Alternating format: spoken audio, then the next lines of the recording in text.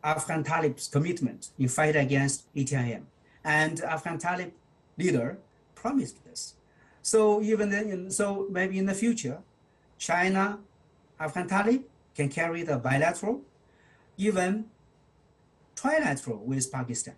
And we still, in the past, we have some mechanism, quadrilateral mechanism, like among China, Pakistan, Tajikistan, Afghanistan. So in the future, we can even restore it. Even before the new government come into office, there's the three parties, China, Pakistan, Tajikistan, can still working together closely to save, how can I say, to cement our borders. So in this regard, I can say China, Russia, Tajikistan can also cooperate.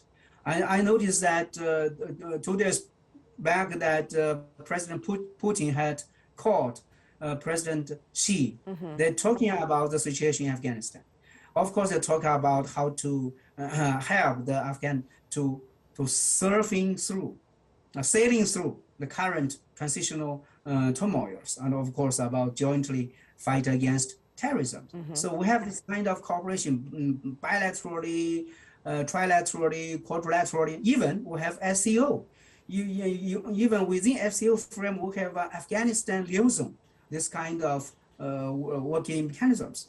We can use this platform to unite all the neighbors of Afghanistan to try to do our respective efforts to fight against the terrorists. Of course, fighting against terrorism should be coincided, or should be accompanied with financial support, with humanitarian assistance.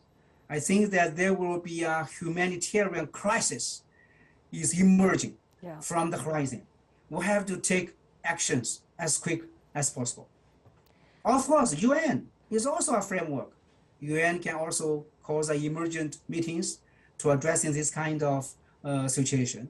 Shisheng, Director of the Institute of South and Southeast Asian and Oceanian Studies from China Institute of Contemporary International Relations. Thank you so much, sir, at this critical time for your insights and expertise. Really appreciate it.